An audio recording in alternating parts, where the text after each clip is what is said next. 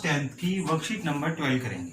आज का हमारा टॉपिक है अम्ल और क्षार की क्षमता के बारे में पढ़ना। पिछली क्लास में हमने पीएच के बारे में पढ़ा था, किस प्रकार से पीएच की मदद से हम ये बता सकते थे कि कौन सा विलयन अधिक अम्लीय है या कौन सा विलयन कम अम्लीय है। हमने पढ़ा था कि कैसे अम्ल H+ आयंस देते हैं और क्षार OH- आयंस देते हैं। तो आइए शुरू करते हैं अम्ल क्षार की क्षमता। सबसे पहले हम पढ़ते हैं प्रबल और दुर्बल अम्ल के बारे में। प्रबल और दुर्बल अम्ल। प्रबल अम्ल का मतलब है स्ट्रॉन्ग एसिड, दुर्बल का मतलब है वीक एसिड। तो हम पढ़ रहे हैं स्ट्रॉन्ग एसिड और वीक एसिड के बारे में। जो अम्ल 100% आयनित होते हैं, ऐसे अम्ल जो 100% आयनित हों और अधिक H+ आयंस को उत्पन्न करते हों, जो अधिक H+ आयंस को उत्पन्न करते हों, उन्हें हम स्ट्रॉन्ग एसिड यानी कि प्रबल अम्ल कहते हैं। उसी तरह से वो अम्ल जो कम H+ आयंसों को उत्पन्न करें, उसे हम दुर्बल अम्ल यानी कि वीक एसिड कहते हैं।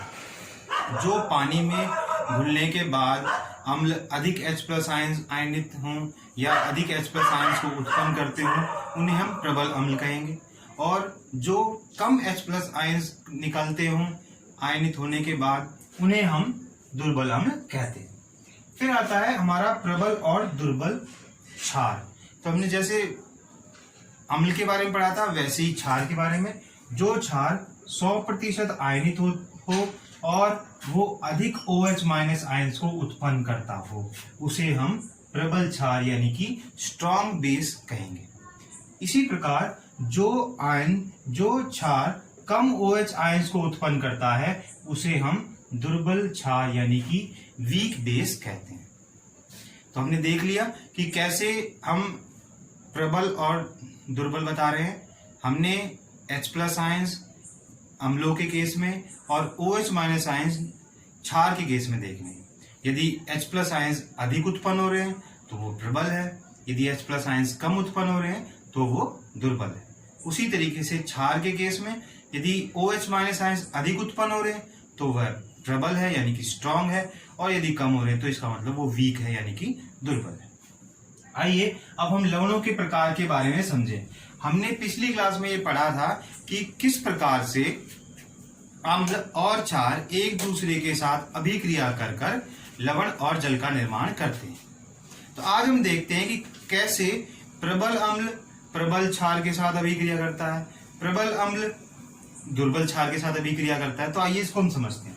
तो हमने देखते हैं कि प्रबल अम्ल जब प्रबल क्षार के साथ अभिक्रिया करता है तो हमारे पास उदासीन लवण प्राप्त होता है, यानी कि स्ट्रॉन्ग एसिड और स्ट्रॉन्ग बेस आपस में एक दूसरे के आयंसों के इफेक्ट को न्यूट्रलाइज कर देते हैं। इसलिए हमारे पास जो लवण बना है वो उदासीन है। इसका उदाहरण हम देख सकते हैं NaCl, जहां पर हमारा HCl जो है वो एक स्ट्रॉन्ग एसिड है यानी कि प्रबल अम्ल है, और NaOH जो है वो हमारा प्रबल क्षार है। तो प्रबल अम्ल और प्रबल क्षार का जो लवण होगा वो उदासीन होगा। अब दूसरा देख लेते हैं, दुर्बल अम्ल यानी कि वीक एसिड और प्रबल क्षार यानी कि स्ट्रॉन्ग एसिड। अब हमारे पास अम्ल जो है वो कमजोर है और क्षार जो है वो ताकतवर है। अब इन दोनों की यदि हम अभिक्रिया करवाते हैं तो हमारे पास जो लवण बनेगा उसकी प्रकृति क्षारीय होगी। जैसे उदाहरण के रूप में हम देखें H2CO3 यानी कि कार्बोनिक एसिड। कार्बोनिक एसिड जो क्या है, दुर्बल अम्ल है।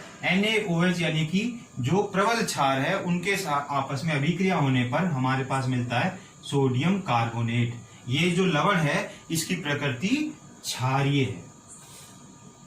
तीसरा, प्रबल अम्ल हो और दुर्बल क्षार हो, यानी कि स्ट्रॉन्ग एसिड और वीक बेस हो, तो इन दोनों के अभिक्रिया करने पर हमारे पास अम्लीय लवण प्राप्त होता है। जैसे उसका उदाहरण है कैल्शियम क्लोराइड CaCl2, जिसमें HCl प्रबल अम्ल एक दुर्बल क्षार के साथ अभिक्रिया कर रहा है, यानी कि HCl CaOH के साथ अभिक्रिया कर रहा है, तो हमारे पास कैल्शियम क्लोराइड मिलता है जो कि अम्लीय प्रकृति का है।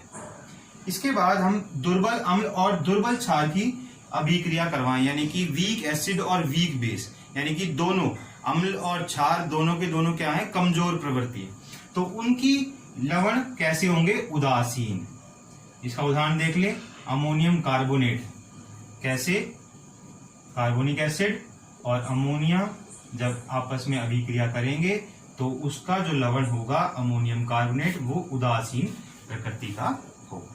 तो हमने देखा कि जब कोई अम्ल या क्षार प्रबल होता है और उसके साथ में अम्ल और क्षार प्रबल होंगे तो उदासीन होंगे, वरना यदि कोई प्रबल अम्ल और दुर्बल क्षार है तो जो हमारा लवण बनेगा वो अम्लीय प्रवृत्ति का बनेगा।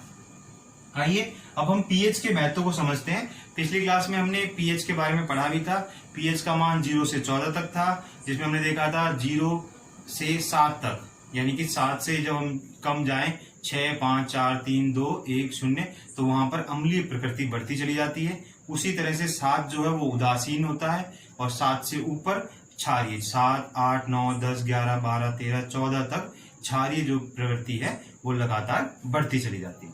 तो अब हम देखते हैं पीएच के महत्व में सबसे पहले हमारा आता है अम्लीय वर्षा, यानी कि एसिड रेन। जब वर्षा का जल के पीएच 5.6 से कम हो जाए, वर्षा के जल का पीएच यदि 5.6 से कम हो तो ऐसी वर्षा को हम अम्लीय वर्षा यानी कि एसिड रेन कहते हैं। और ये जलीय जीवों के लिए बड़ी हानिकारक होती है, जलीय जीवों के लिए बहुत हानिकारक होती है। दूसरा, हमारे पाचन तंत्र में पीएच का क्या महत्व है? हमारे आमाशय द्वारा HCl अम्ल उत्पन्न होता है और वो HCl अम्ल हमारे भोजन को पचाने में मदद करता है। तो हमारा जो पेट है उसके अंदर HCl उत्पन्न हो रहा है, यानी कि अम्ल उत्पन्न हो रहा है। अपचन की स्थिति में यदि हमारा भोजन सही तरीके से नहीं पच पाता तो उस वक्त अम्ल की मात्रा अधिक हो जाती है। अम्ल की मात्रा अधिक होने के कारण हमारे पेट में दर्द हो जाता है, या हम कहते हैं कि एसिडिटी हो गई। इससे बचने के लिए हम क्या करेंगे? एंटासिड का प्रयोग करते हैं। एंटासिड क्षारीय प्रवृत्ति के होंगे, वो हमारे अम्ल के साथ अभिक्रिया कर कर उसे उदासीन बना देंगे और हमारा दर्द ठीक हो जाएगा। तीसरा है मुंह के पीएच का मान। मुंह के पीएच का मान यदि 5.5 से कम हो जाए तो दांत क्षय होने लग जाते हैं, यानी कि हमारे दांतों खराब हो सकते हैं यदि हमारा मुंह का पीएच 5.5 से कम हो जाए। ये किस लिए होता है? क्योंकि जब हम कोई भी भोजन करते हैं तो उसमें उपस्थित जो शर्करा होती है वो जीवाणु उसे अम्ल में परिवर्तित कर देते हैं, और ये अम्ल यदि 5.5 से कम हो जाए तो हमारे दांतों का क्षय होना आरंभ हो सकता है। इसी के लिए हम टूथपेस्ट का प्रयोग करते हैं। टूथपेस्ट क्षारीय प्रवृत्ति के होते हैं और जब हम उसे अपने दांतों में यूज करते हैं तो वो क्षार और अम्ल आपस में अभिक्रिया कर कर लवण का निर्माण कर देते हैं, तो हमारे दांत क्षय होने से बच जाते हैं। चौथा है मधुमक्खी का डंक। मधुमक्खी अपने डंक के में अम्ल छोड़ती है, जैसे नेटिल का डंक वाले जो बाल होते हैं उसमें मेथोनाइक अम्ल छोड़ते हैं, उसके कारण हमें जलन और दर्द का अनुभव होता है और हमारे दर्द का एहसास होता है। इसके लिए फिर हम क्या करते हैं? हम कोई दुर्बल क्षार का प्रयोग कर लें, यानी कि बेकिंग सोडा का प्रयोग कर लें, उसे वहां पर लगा लें, अपने हाथ पर रब कर लें, तो उससे हमें आराम मिल सकता है। आइए अब हम अपने वर्कशीट के क्वेश्चंस को सॉल्व करते हैं।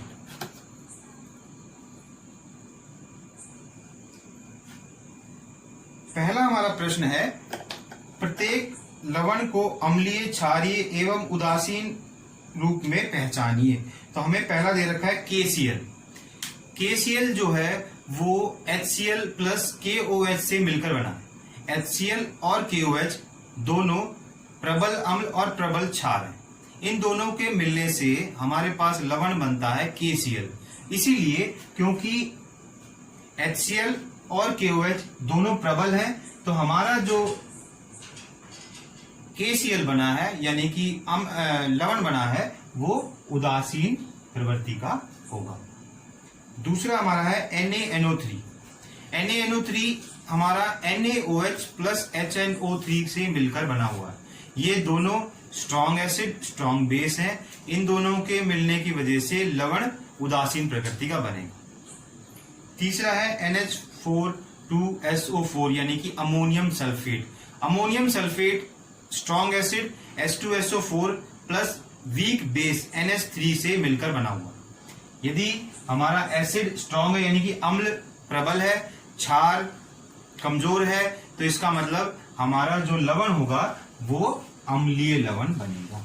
तो इस तरह से हमने देखा कि KCl क्या होगा, उदासीन होगा, NaNO3 उदासीन होगा और अमोनियम सल्फेट अम्लीय प्रवृत्ति का होगा। दूसरा प्रश्न है MgCl2 डैश अम्ल एवं क्षारक से बना है। MgCl2 MgCl2 HCl plus MgOH से मिलकर बना है। अम्ल की जगह पे हम क्या लिखेंगे, HCl, और क्षार की जगह लिखेंगे MgOH। तीसरा प्रश्न है प्रत्येक भोजन के पश्चात हमें दांत साफ करने की सलाह क्यों दी जाती है।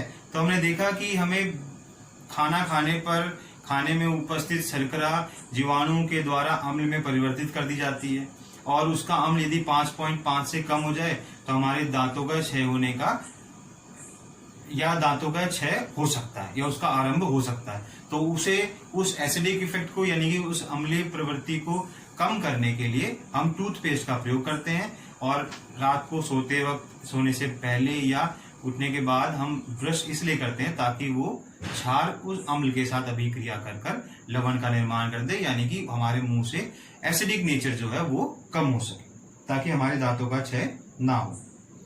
अमाशय में बनने वाले अम्ल का नाम बताइए। तो अमाशय में कौन सा अम्ल बना था, हमने देखा था अमाशय में HCl अम्ल बनता, तो इसका उत्तर क्या होगा, HCl। चौथा है जलीय और जीव अम्लीय वर्षा से किस प्रकार प्रभावित होते हैं। हमने देखा कि जब भी वर्षा का जल 5.6 से कम होगा तो उसे हम अम्लीय वर्षा कहेंगे और ये जलीय जीवों के लिए हानिकारक है क्योंकि वो जो पानी जो हमारा समुद्र में या जिसमें वो जीव रहते हैं तो वो भी अम्लीय हो जाएगा जिससे उनके जीवन को खतरा हो सके। चौथा है एंटी एसिड किस प्रकार कार्य करता है, दो एंटी एसिड के नाम लिखिए। तो हमने पहले अभी पढ़ा था कि पाचन तंत्र में HCl उत्पन्न होता है, पाचन तंत्र में HCl उत्पन्न होने के बाद हमें पाचन में मदद करता है। अपचन की स्थिति में HCl की मात्रा अधिक हो जाती है तो एसिडिटी बढ़ जाती है, तो उस समय हम एंटी एसिड लेते हैं ताकि उस अम्लीय को हम न्यूट्रलाइज कर सके बेस का प्रयोग करके, क्षार का प्रयोग करके। तो क्षार हम यूज कर लें, उससे अम्लीय जो हमारा पेट है वो अम्लीय प्रभाव कम हो जाएगा और हमारा पेट दर्द ठीक हो जाएगा। तो दो अम्लों के हमें नाम लिखने हैं जो हम प्रयोग कर सकते हैं, उसका नाम है मिल्क ऑफ मैग्नीशिया और sodium bicarbonate. Milk of magnesium और सोडियम बाइकार्बोनेट। अगला प्रश्न है स्वस्थ विकास के लिए एक पौधे को 7.2 pH की मिट्टी की आवश्यकता है लेकिन मिट्टी का pH 5.6 है, तो स्वस्थ मिट्टी को 7.2 pH चाहिए पर मिट्टी का अभी जो pH है वो है 5.6। इसका मतलब मिट्टी जो है वो अम्लीय है पर हमें ऐसी मिट्टी नहीं चाहिए। तो पौधे की वृद्धि के लिए मिट्टी का pH उपयुक्त करने के लिए रसायन का नाम बताएं और प्रकृति लिखें। अब हमने देखा कि हमारी मिट्टी का pH 5.6 यानी कि वो अम्लीय है, तो इस अम्लीय प्रकृति को नष्ट करने के लिए हम क्या प्रयोग करेंगे, हम प्रयोग करेंगे क्षार का। तो प्रकृति क्या हुई, क्षार की प्रयोग कर हम उस अम्लीय प्रकृति को कम करेंगे।